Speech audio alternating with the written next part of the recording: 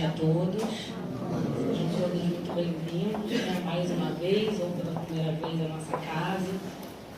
Esse ano de 2016, nós estamos trabalhando os temas do Livro dos Espíritos, sequencialmente. Estudamos durante 10 anos, nas reuniões, os temas ligados ao Evangelho segundo o Espiritismo. E esse ano, estamos estudando o Livro dos Espíritos, né? O primeiro livro da codificação, a base da codificação. É muito interessante, ainda que de forma rápida, né? Porque é muita matéria, muito material, o tema é muito vasto, muito profundo, muito interessante, mas pelo menos aqui a gente consegue conversar um pouquinho e, quem sabe, colocar aí um pouquinho de curiosidade para que a gente possa buscar mais. O nosso tema de hoje: transmissão oculta do pensamento. Muito interessante. São 3 perguntinhas apenas do Livro dos Espíritos, mas que tem material assim para muita conversa, para muito estudo, para muita coisa.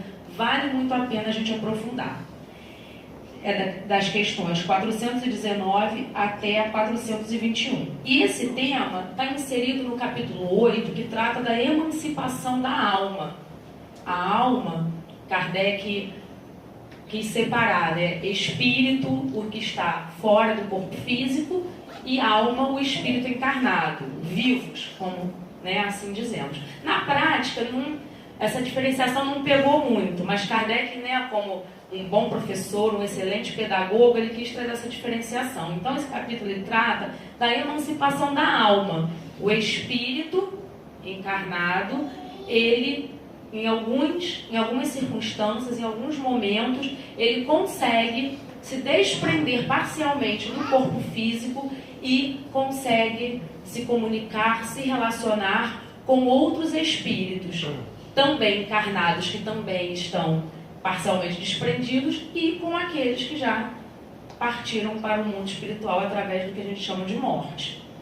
Então, os expositores que vieram antes de mim, eles já falaram da questão do sono, que é o principal momento em que a gente desprende toda a noite, o corpo físico repousa e nós nos desprendemos parcialmente desse corpo e temos contato no mundo espiritual com outros irmãos encarnados que também estão desprendidos e com os nossos irmãos desencarnados também.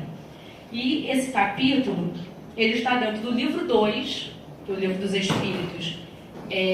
São 4 livros dentro de um, cada um deles depois foi melhor explicado num outro.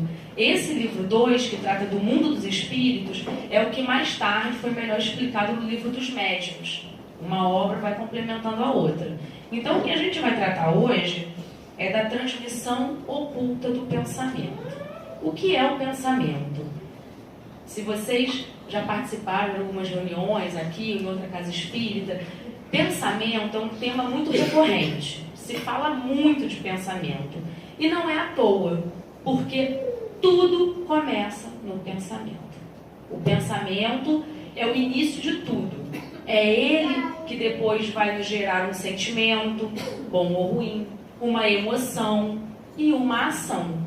Ainda que de forma muito rápida, a nossa reação a alguma coisa, uma ação assim inesperada, ela passou pelo pensamento, ainda que muito rapidamente. Então, tudo começa no pensamento. Por isso que os espíritos, eles falam tanto da questão do pensamento. É muito importante para nós. E os espíritos nos explicam que o pensamento é um atributo do espírito. O cérebro físico é apenas um instrumento material de que o espírito encarnado se vale para poder se relacionar com o mundo, para poder raciocinar, externar as suas ideias. O pensamento é atributo do espírito, é o espírito que pensa. E o pensamento, seja do espírito encarnado ou seja do espírito desencarnado, ele não é algo que fica preso dentro da nossa cabeça, né, vamos assim dizer. Não é algo que pensei e ficou aqui. Não. Os espíritos são bem claros. O pensamento é uma onda. Wi-Fi, rádio, sabe? Onda. Estudado pela física, né? Quem conseguiu estudar um pouquinho mais até o ensino médio, tem lá a matéria, as ondas. O pensamento é uma onda. Então, ele se projeta. Isso é muito importante. A coleção André Luiz, ficou conhecida assim, né, que é uma sequência de 16 livros psicografados por Chico Xavier, onde o espírito André Luiz, ele relata as experiências que ele teve no mundo espiritual, desde o desencarne dele, aquela passagem lá pelas zonas de sofrimento, e depois, quando ele foi resgatado, foi para a Colônia Nosso Lar, que é o primeiro livro da série, e ali ele começa a contar tudo que ele viu, ouviu, aprendeu, tudo que ele participou. É uma série maravilhosa, de 16 livros. Quem já leu há um tempo passado, quando lê de novo, descobre mais material. É um material assim perfeito para entender várias coisas sobre a doutrina, e em especial esse tema de transmissão do pensamento.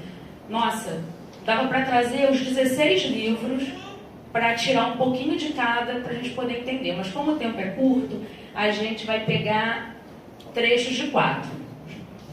Bem resumidamente. Mas é uma coleção assim, que a gente recomenda, que vale muito a pena, né? Depois das obras básicas, essa série ela complementa muito bem. E o André Luiz, bom, na verdade, o André Luiz no Ação e Reação, ele está, né, sempre a gente fala assim, o André Luiz disse. Nem tudo foi o André Luiz que disse. O André Luiz, muitas vezes, está repetindo o que ele ouviu dos benfeitores espirituais. No livro Ação e Reação, que é um deles, o benfeitor Silas fala assim para André Luiz: lembremos ainda o pensamento atuando como uma onda, com velocidade muito superior à da luz. Ele não só sai, como voa depressa. E lembremos-nos de que toda a mente é um dínamo gerador de forças criativas. Ora, sabendo que o bem é a expansão da luz e que o mal é a condensação da sombra, quando nos transviamos na crueldade para com os outros, nossos pensamentos, que são ondas de energia sutil, de passagem pelos lugares e criaturas, situações e coisas que nos afetam a memória, agem e reagem sobre si mesmos num circuito fechado e trazem-nos assim de volta as sensações desagradáveis auridas ao contato de nossas obras infelizes. Então aqui ele fala de onda, de energia, de circuito fechado. O pensamento é algo que um dia a nossa ciência vai conseguir captar. Como capta as ondas, né, de rádio, as ondas do Wi-Fi. Só que ele é bem mais sutil, mas ele existe e ele sai. E isso aqui, que o benfeitor Silas fala para o André Luiz, nada mais é do que o Paulo vive repetindo aqui, né? Quem já assistiu algumas palestras com ele, tem coisas que ele reforça muito, que é aquela questão, né, que o pensamento ele sai, ele se encontra com outros pensamentos semelhantes aos nossos e retorna para a gente acrescentado desses outros pensamentos. É o que o Silas está dizendo aqui. Então, quando eu penso uma coisa boa, o pensamento se propagou, ele vai encontrar as outras coisas boas semelhantes do ambiente, das outras pessoas, e não está ligado a quem está perto não, gente. O pensamento é uma onda que se desloca em velocidade superior à da luz. Então, ele tem um raio de atuação bem maior do que quem está aqui perto da gente. E ele volta acrescentado das coisas boas que eu pensei.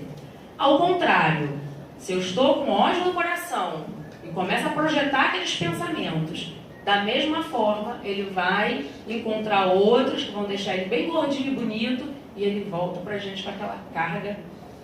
E aqui fala, as energias do bem são sutis, as energias do mal são pesadas. É tipo, não tem a onda, AM, FM, né? Sintonizou numa faixa, não sintoniza na outra. É igualzinho o nosso pensamento. Então isso é só para a gente se situar. Quando a gente fala de transmissão oculta do pensamento, é por isso que o pensamento pode e é transmitido, porque ele é uma onda que sai.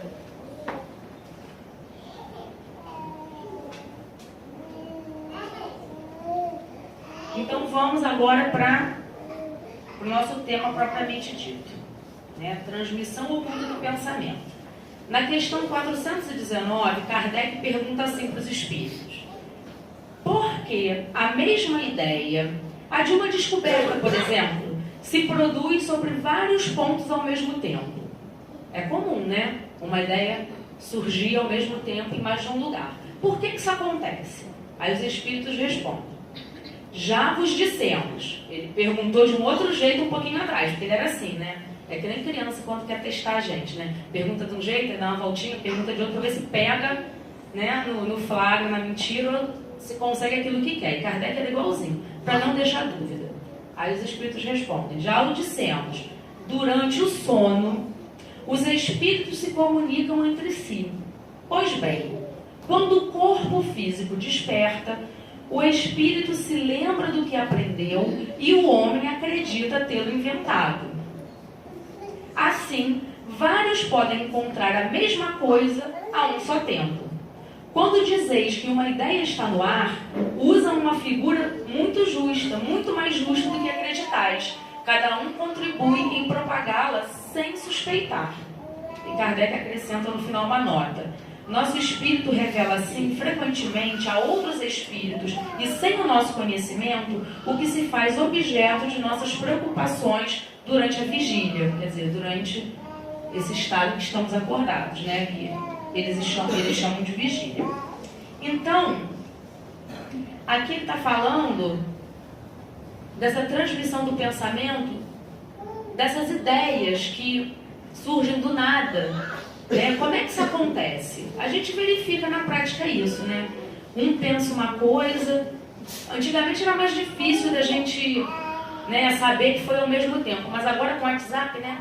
Ai, meu amiguinho, pensei em você. Aí na hora, nossa, eu estava pensando em você também, né? E nesse caso da 419, é em relação às descobertas, às ideias.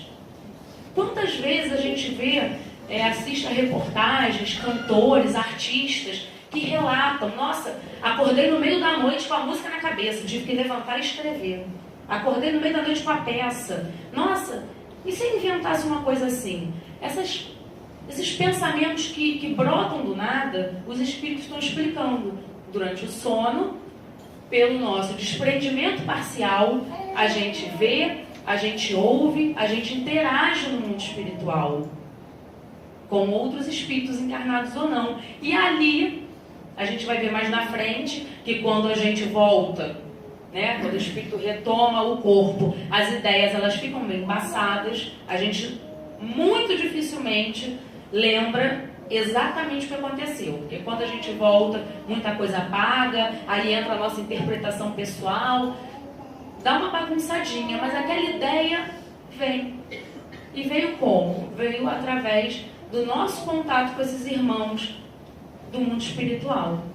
E quando a gente acorda, a gente acha que, nossa, sou demais, eu tive aquela ideia, né? Nem, pode ser, mas nem sempre é. Principalmente quando vem depois de um sono em que a gente sabe que a gente estava, né, parcialmente desdobrado. No livro Mecanismos de Mediunidade, que é o outro da série, o André Luiz ele explica bem isso. Porque é um tipo de mediunidade. Mediunidade entendida como intercâmbio é um tipo de mediunidade. E aqui no mecanismo já é o André Luiz mesmo, trazendo o fruto dos seus estudos. E tem uma partezinha no mecanismos que fala exatamente sobre inspiração e desdobramento. A inspiração que vem depois do desdobramento. Ele fala assim: dormindo o corpo denso, continua vigilante a onda mental de cada um. Porque o espírito, via de regra, não dorme. Então, como o pensamento é um atributo do espírito, o pensamento está ali funcionando, mesmo com o descanso do corpo. Aí ele divide o sono, é interessante, em 2 tipos. Aí ele bota, né? Continua vigilante a onda mental de cada um. Presidindo ao sono ativo, quando registra no cérebro dormente as impressões do espírito desligado das células físicas. O que quer dizer isso? É aquela lembrança que a gente tem quando acorda. Ainda que meio, né? Lembro de flashes, lembro de alguma coisa. Ou no sono passivo, quando a mente, nessa condição, se desinteressa de todo da esfera carnal. É aquela pessoa que fala, mas eu não sonho. Não, não lembra, mas sonha. Todos nós, quando desdobramos pelo sono, a gente tem contato com o mundo espiritual. Pode ser que lembre, pode ser que não. Nessa posição, sintoniza-se quem? O espírito, né? O pensamento, com as oscilações de companheiros desencarnados ou não, com as quais se harmonize, trazendo para a vigília no campo da matéria densa, né? Quando acorda no corpo, em forma de inspiração, os resultados do intercâmbio que levou a efeito, porquanto raramente consegue conscientizar as atividades que empreendeu no tempo do sono. É muito raro lembrar com exatidão, como a gente já falou. Aqui André Luiz explicando também no mecanismo de mediunidade. Então é muito interessante isso, né? Hoje, com a tecnologia, é mais fácil, né? Como eu falei, a gente conseguir atestar essa coisa do pensou e do lembrou ao mesmo tempo. Mas antigamente não. E a gente tem um caso assim, muito célebre, que é o da descoberta do avião, né? Do meio de se locomover pelo ar, né? Até hoje tem aquela discussão se foi Santos Dumont, se foi aqueles irmãozinhos lá dos Estados Unidos, né? 2 irmãos que realmente criaram o avião, né? Ninguém trocava ideia por Facebook, por WhatsApp, ninguém postava foto do protótipo no Instagram, né? Naquele tempo lá recuado, não tinha nada disso, né? Em pleno século XIX, se não me engano, não tinha nada disso. E foram ideias que surgiram praticamente ao mesmo tempo e foram desenvolvendo um bem dizer sem saber do outro. Porque o conhecimento, ele é universal, ele pode ser dado a qualquer um que tenha condições e que tenha interesse de assimilar. Porque nós somos atraídos, como é natural que seja, para onde nós temos um interesse. Então, quando eu desdobro pelo sono, para onde que eu vou? A quem eu vou me ligar? Depende. Depende. Jesus dizia, com muita justiça, como tudo que ele dizia, que os olhos são a candeia do corpo, quer dizer, a luz do corpo. Se seus olhos forem bons, todo o seu corpo será bom. O que ele está querendo dizer com isso? Porque ele está querendo... então quer dizer que a pessoa que é cega, que não vê... Não é isso. Ele está querendo ali demonstrar que aquilo que a gente vê e o modo como a gente julga é que vai determinar quem nós somos. Porque isso é uma coisa muito interessante.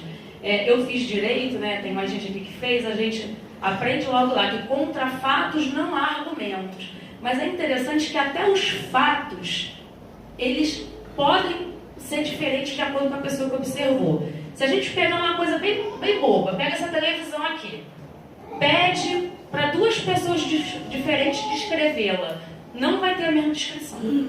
Porque cada um vai dar a descrição de acordo com os seus valores, de acordo com aquilo que pensa. É uma televisão grande, tem uma imagem boa, e o outro vai dizer, ela é muito pequena para aquele salão, a televisão pequena, o som é distorcido, porque é a impressão que cada um tem daquilo. Então, para onde eu vou, com quem eu vou me ligar, as ideias que vão surgir depois, está ligado com aquilo que eu quero, que eu penso, que eu acredito, com aquilo que faz parte de mim, de acordo com os valores que eu cultivo em mim. A Terra, o nosso planeta, ele é uma cópia imperfeita do mundo espiritual. O mundo espiritual, depois dessas descrições trazidas por André Luiz, ele nunca mais foi o mesmo, né? Kardec, os espíritos já falaram isso para Kardec, acabou com aquela ideia, né, de céu de nuvem, de inferno de fogueira, né? O mundo espiritual, ele é uma cópia, não, ele é um mundo verdadeiro. Esse é uma cópia imperfeita do perfeito que existe lá. Então, o mundo espiritual é um mundo que tem quase tudo que tem aqui. Tem as construções, ele tem as pessoas que usam roupas, que trabalham, que se movimentam, que sofrem, que amam, igual como é aqui. No Nosso Lar, que é o primeiro livro da série, a ministra Veneranda, né, quem viu o filme, né, ela aparece lá, ela, num determinado momento, ela vai lá no mundo espiritual, lá no Nosso Lar, né, fazer uma reunião para uma plateia de encarnados e desencarnados, né, de madrugada, o pessoal dormindo, desdobra, foi no Nosso Lar para ouvir a palestra e tinham espíritos desencarnados e o André Luiz também estava. Então o André Luiz conta pra gente o que ela fala a respeito dessa questão do nosso mundo ser bem parecidinho com o que tem lá. Por isso as descobertas, né? A gente vai lá, vê uma coisa, acha legal, ouve uma música, aí quem tem talento pega e reproduz aqui. Eu não achei em qual livro foi, mas tem uma passagem que o André Luiz chega num determinado local e olha para um quadro e fala assim: nossa, é igualzinho um que tem lá na Terra. Era um quadro de algum artista famoso. Aí o Espírito fala para ele: não, o da Terra é cópia desse. O Espírito veio aqui, viu e guardou aquela lembrança. Eu não lembro, não consegui achar, mas ele traz essa informação. Então, e a ministra veneranda, ela fala isso no dia lá dessa palestra. Encontram-se entre nós no momento algumas centenas de ouvintes que se surpreendem com a nossa esfera cheia de formas parecidas com a do planeta. Ela reparou que tinha espíritos ali que estavam admirados, né? Que eles estavam assim, num salão, sentados, ouvindo uma pessoa falar, e as pessoas estavam admiradas. Aí ela fala: vocês não haviam aprendido que o pensamento é a linguagem universal? Não foram informados de que a criação mental é quase tudo em nossa vida? E lá, diferente daqui, não é feito com matéria grosseira, é com a matéria densa, é com a matéria sutil do pensamento, o pensamento plasma. São numerosos os irmãos que formulam semelhantes perguntas. Todavia, encontraram aqui a habitação, o utensílio e a linguagem da terra. Essa realidade, contudo, não deve causar surpresa a ninguém. O mundo físico é uma cópia imperfeita do mundo espiritual. Então é lá para onde já fomos tantas vezes, né, nessas idas e vindas através das reencarnações, que a gente observa e traz. É que nem quando a gente viaja para um lugar diferente, em que observa um costume, um jeito de fazer alguma coisa, um utensílio, um produto que não tem aqui, que a gente fica todo feliz e traz, e incorpora aqui os nossos hábitos. É a mesma coisa nesse nosso intercâmbio com o mundo espiritual. A gente vai adquirindo lá as tecnologias, as coisas que são interessantes. Olha, o nosso lar, ele foi psicografado, deixa eu ver aqui de quando é a primeira edição.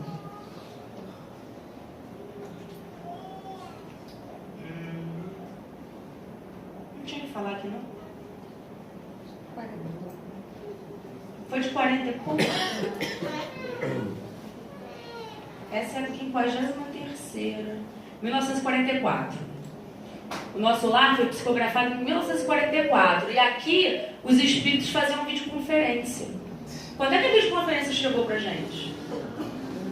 Bem depois, né? Aqui já faz videoconferência, né? Interessante.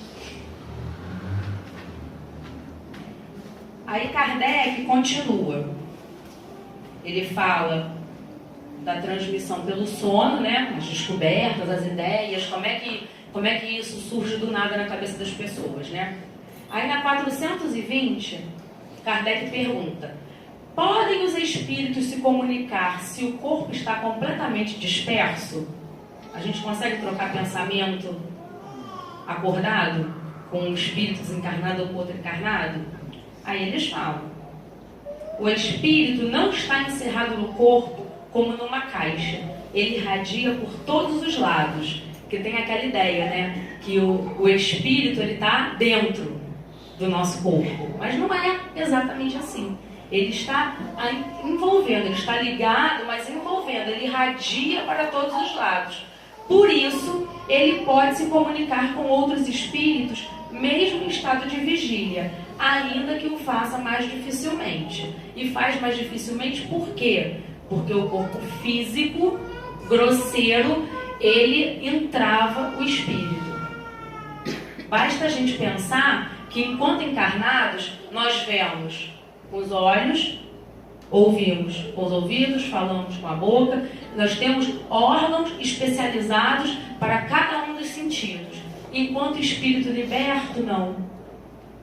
Se vê, se ouve, o pensamento entre os espíritos é acessível, como se estivessem falando, Não tem como esconder. Aqui eu posso estar com ódio do Marcelo, que está aqui, né? Sorrindo para ele. Né? Logo hoje vai começar com essa gravação no meu dia, né, Marcelo? Matar você depois. Mas eu posso ficar rindo para ele, né? Mas no mundo espiritual não tem isso. A gente é o que é, sem máscara. Não tem corpo físico para esconder quem nós realmente somos. Então, a matéria, ela é um entrave muito grande para o espírito. Ao ponto dos espíritos dizerem que a gente está numa prisão, né? O espírito aqui no corpo está engaiolado. Ele, quando se desprende, ele tem a liberdade, porque aí ele consegue ter todas as suas faculdades e potencialidades utilizadas.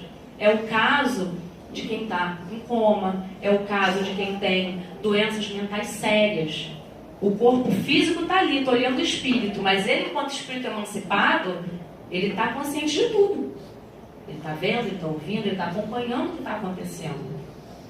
É por isso que aí a medicina já até está estimulando, né? Bota uma musiquinha lá do lado do paciente, conversa com ele, segura a mão dele. Porque se está vivo, o corpo pode estar ali sem reação nenhuma, mas o espírito está ali próximo.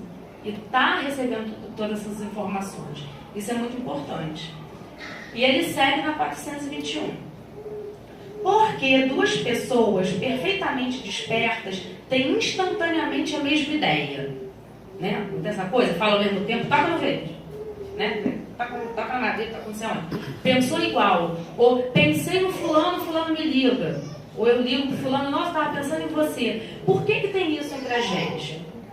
São dois espíritos simpáticos que se comunicam e veem reciprocamente seus pensamentos, mesmo quando o corpo não dorme.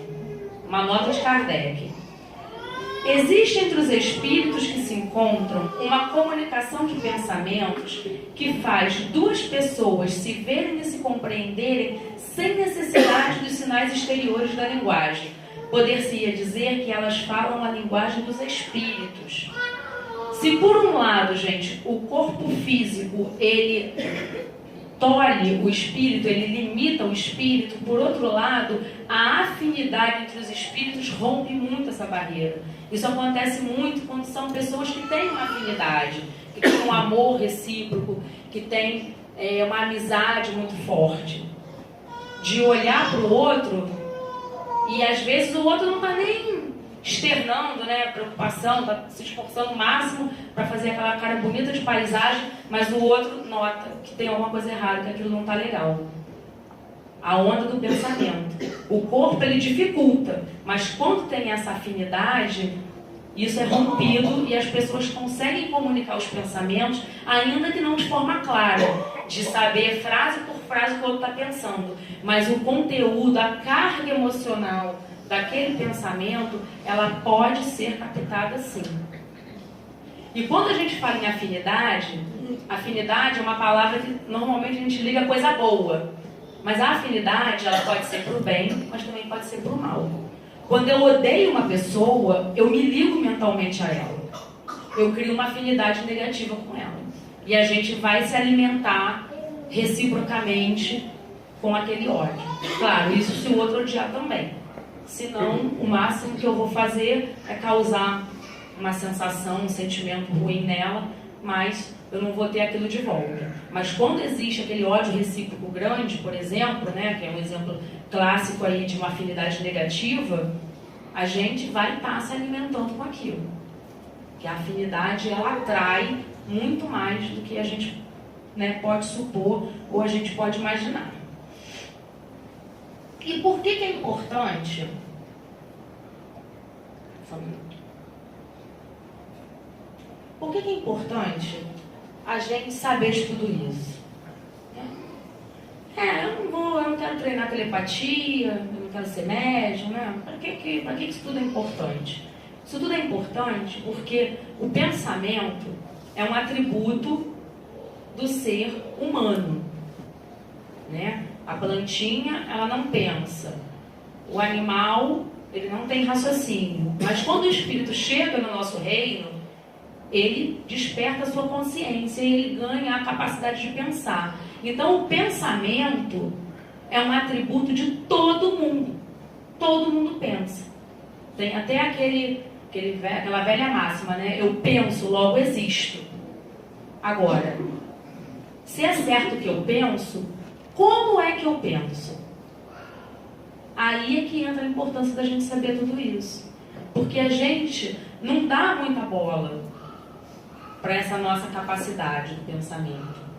E quando dá, a gente só usa ele para o mal, para nos botar para baixo, para nos derrotar. A gente raramente, como os espíritos falam aqui nas obras, e falam o tempo todo, que, nossa, quando o ser humano descobrir a potencialidade do pensamento e usar isso a favor dele, ele vai encontrar a paz, vai encontrar a saúde, vai encontrar a felicidade. Que é o que todo mundo quer, é o que a gente quer. O sofrimento é uma regra que não tem exceção nesse mundo, nesse momento que a gente vive. Todo mundo sofre, todo mundo tem problema, não tem exceção para essa regra. Mas não é por isso que a gente não vai buscar o que é bom e o que é belo. Todo mundo quer ser feliz, ou não? A gente não quer ser feliz, a gente quer ter saúde. Então isso passa obrigatoriamente pela questão do pensamento. Do que a gente está alimentando o nosso pensamento. É exatamente isso que o André Luiz fala aqui no Missionários da Luz. Cadê? Não é no Missionários, não, é no nosso. Já embolei tudo, é muita informação. Ó, no nosso lar, é a própria ministra Veneranda que fala. Ela compara realmente aquilo que a gente pensa e nutre o nosso pensamento com o alimento mesmo. Ela compara assim. É coisa sabida que um homem é obrigado a alimentar os próprios filhos. Nas mesmas condições, cada espírito é obrigado a manter e nutrir as criações que lhes são próprias. Uma ideia criminosa produzirá gerações mentais da mesma natureza. Um princípio elevado, um bom pensamento, obedecerá à mesma lei. O pensamento é uma força viva em toda parte. É a atmosfera criadora que envolve o pai e os filhos, a causa e os efeitos no lar universal. Nele transformam-se homens em anjos a caminho do céu ou se fazem gênios diabólicos a caminho do inferno. Então, pode parecer exagero, mas é o pensamento que determina todo o resto.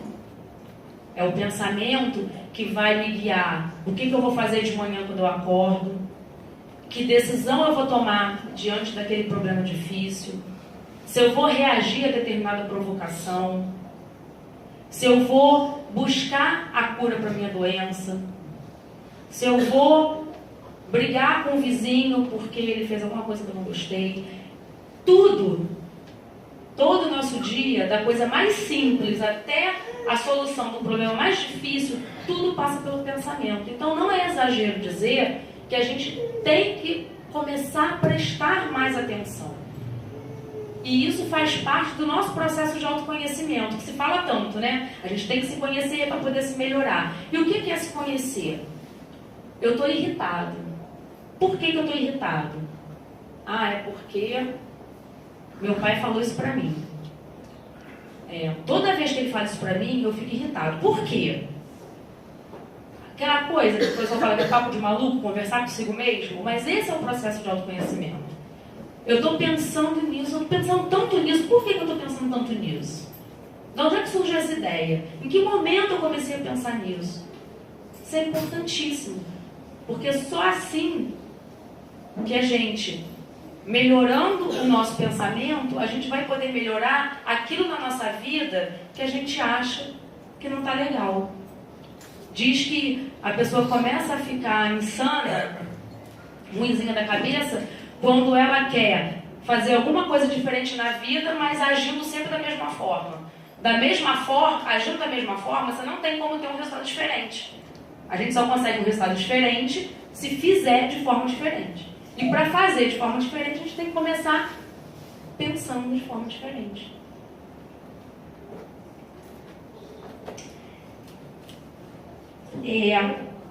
Essa coisa do pensar me fez pensar, né, na questão do esforço.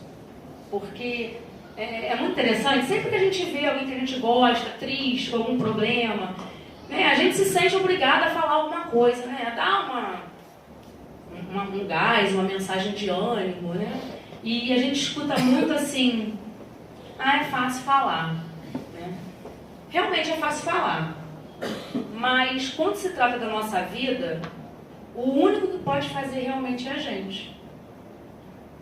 Então, quando o outro me aconselha, né, me convida a sair daquela situação, a tentar olhar em volta, a tentar mudar o pensamento, ele está fazendo isso porque gosta de mim e porque ele não pode fazer isso por mim, porque senão ele faria. Ele gosta de mim, ele quer me ajudar. Porque o pensamento é propriedade única nossa. Então, só a gente pode fazer. Então, não é que seja fácil para o outro falar. É porque ele não pode fazer nada além de falar. A única coisa que ele pode fazer é falar. Mudar o pensamento é tarefa de cada um. Mas eu não posso. Quando a gente fala que não pode crer que tem embutido aí também a questão do eu não quero. Porque Deus criou a todos iguais e com as mesmas potencialidades. A gente não acredita que existam privilégios, né? O que nós somos é fruto das nossas escolhas. Por isso, uma desigualdade tão grande entre nós. Porque a gente escolhe de maneiras diferentes. A gente não escolhe muito errado. Então, o que a gente é hoje é fruto das nossas escolhas, dessa vida, de outras. Por isso, essas diferenças. Mas que a gente pode, né? Se a gente acredita em Jesus e nas coisas que Ele falou, outra coisa que Ele disse é que tudo que Ele fez nós também poderíamos fazer. Então, eu não posso, eu não consigo, então eu não quero. Porque pelo menos tentar é obrigação de todos nós. Porque começa no pequeno e daqui a pouco está fazendo grande também. Porque nós podemos, somos todos filhos de Deus. E essa questão do esforço é muito engraçada porque, assim, é difícil, né? Diz que no mundo tem mais desistente do que fracassado, né? A pessoa nem tenta, né, para dizer que fracassou, ela desiste logo de cara. Nossa força de vontade ainda é muito pequenininha. E quando eu li isso, eu lembrei muito da gente, porque é bem a gente mesmo, né? No Missionários da Luz, o André Luiz vai participar também de uma reunião, tipo aquela do nosso lar lá com a veneranda, onde tem desencarnados e encarnados. Aí dessa vez é o Alexandre, que não é você, é o Alexandre, instrutor lá, que estava instruindo o André Luiz aqui, quando ele conta esses episódios do Missionário da Luz. Olha só que interessante, do ponto de vista lá dos espíritos, né? Isso aqui ilustra bem como é que a gente é. Segundo informações anteriores, Alexandre dirigiria naquela noite uma pequena assembleia de estudiosos. E assim que nos vimos a sós, ele me explicou. Ia ter uma reunião de estudiosos, ia ter uma reunião de estudo, né? A gente, às vezes, né, o espírita gosta, antes de dormir, fazer a prece, que eu possa ir estudar e trabalhar no mundo espiritual. Então, está contando aqui como é que é o negócio. Nosso núcleo de estudantes terrestres, então era um núcleo de encarnados que quando desdobravam pelo sono iam para lá estudar. Nosso núcleo de estudantes terrestres já possui uma certa expressão numérica, tem bastante gente. No entanto, aí que vem, faltam-lhe determinadas qualidades essenciais para funcionar com pleno proveito. Em vista disso, é imprescindível dotar os companheiros de conhecimentos mais construtivos. E como se julgasse útil me dar mais informações, André Luiz falando, né, destinadas ao meu próprio esclarecimento, ele acrescentou: atendendo aos imperativos dessa ordem, estabeleci um curso de esclarecimento metódico para melhorar a situação. Porque o pessoal estava meio assim, né? Nem todos sabem valer-se das horas do sono físico. Aí é para todos nós, todo mundo aqui dorme, né? Nem que seja um pouquinho. Nem todos sabem valer-se das horas do sono físico para o incentivo de semelhantes aquisições. Aí ele compara com uma lavoura, né? Mas se alguns lavradores mais corajosos não se dispuserem a cultivar algumas sementes, a fim de iniciar-se mais tarde a cultura intensiva, jamais a comunidade ruralista alcançará a lavoura farta. Então ele está se colocando ali, né? A coisa é difícil, mas se ninguém botar a mão para tentar ajudar, não vai sair nada mesmo. Do nada, nada surge, né? Aí que vem a parte engraçada, né? Seria engraçado se não fosse triste. contamos, no nosso centro de estudos, com um número superior a 300 associados. Então, tinham mais de 300 espíritos encarnados que, durante a noite, iam lá estudar. No entanto, apenas 32 conseguem romper as teias inferiores das mais baixas sensações fisiológicas para assimilarem as nossas lições. Tinham 300 a fim de estudar, mas desses aí só 32 conseguiam, durante o sono, deixar de atender aquelas necessidades imediatas, né, aqueles pensamentos imediatos, para ir lá para o mundo espiritual efetivamente estudar. E tem noites, se verificam que mesmo algum desses 32 quebram os compromissos assumidos, atendendo a seduções comuns, reduzindo-se ainda mais a frequência geral. Em compensação, de vez em quando, há o comparecimento de outros companheiros, de forma esporádica, como ocorrerá essa noite. Aí o André Luiz perguntou assim: e os irmãos que comparecem, eles conservam a recordação integral do que acontece aqui, das observações ouvidas? Alexandre pensou e respondeu: mais tarde, a experiência mostrará a você como é reduzida a capacidade sensorial. Não lembra direito. O homem eterno, quem é o homem eterno? Nós, seres espirituais. Esse guarda a lembrança completa e conservará consigo todos os ensinamentos, intensificando-os e valorizando-os, de acordo com o estado evolutivo que lhe é próprio. O homem físico, porém, né, quando a gente encaixa de novo no corpo, aí é escravo de limitações necessárias, né? A reencarnação, o mergulho no corpo físico é necessário para que a gente possa, né, fazer a provinha de tudo aquilo que a gente supostamente aprendeu, né? Aqui é a prova, aqui é que vamos ver, né? O cérebro de carne, né, o corpo físico, pelas injunções da luta que o espírito é chamado a viver, é um aparelho de potencial reduzido. E a gente, né, o pessoal fala, né, nossa, a gente só usa 10% da nossa capacidade. Eles já consideram o cérebro um aparelho de, como é que ele fala? De potencial reduzido. E a gente só usa 10% desse aparelho de potencial reduzido. A gente está bem pra caramba, né? Dependendo muito da iluminação do seu detentor no que se refere à fixação de determinadas bênçãos divinos. Então, a gente vê, né, por aqui, por esse pequeno exemplo, como é difícil, né? Mesmo para aqueles que já estão dispostos às preocupações do dia a dia, a tudo aquilo que é ligado à matéria, ao corpo físico, ainda fala muito alto em nós. Então isso não é para a gente se achar, né, o vermezinho lá do cavalo lá do bandido, mas é só para a gente alertar da necessidade que a gente tem do esforço. Porque isso não é para ir para o céu, para ficar contemplando a face de Deus eternamente. É, em primeiro lugar, para o nosso próprio bem, para a nossa própria felicidade. Porque se eu quero me livrar logo de um mundo cheio de doenças, de um mundo cheio de problemas, de um mundo cheio de desigualdades, tudo começa no pensamento. Em quem a gente se liga. Isso é muito importante, é fundamental. Então, para a gente poder ir para casa feliz, contente, torcendo para que quando a gente desdobre, a gente realmente possa estar junto, né, dos nossos mentores, anjos guardiões, que a gente possa estar fazendo coisas boas, possa estar reunindo forças para amanhã, quando a gente retornar para o corpo físico, a gente realmente ter força de vontade para tornar o dia feliz, para passar por cima daquilo que entristece, que dá raiva. Não, isso que a gente aprenda a dizer não para aquilo que desequilibra, que torna o nosso dia infeliz. Ah, já comecei com o pé esquerdo. Não, que a gente possa dizer não para tudo isso. E aconteceu isso de ruim, vai passar, isso vai melhorar e vai ser assim. Que a gente possa levar o que Paulo de Tarso falou, ó, logo na página inicial, se vocês prestaram atenção.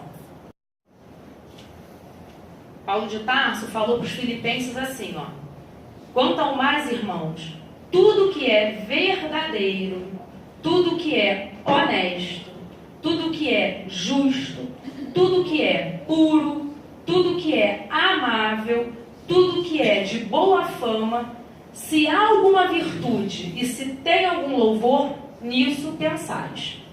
O resto, deixa passar. Então que a gente consiga fazer isso. Vamos começar a exercitar para o nosso próprio bem. Tá bom, gente? Obrigada pela paciência.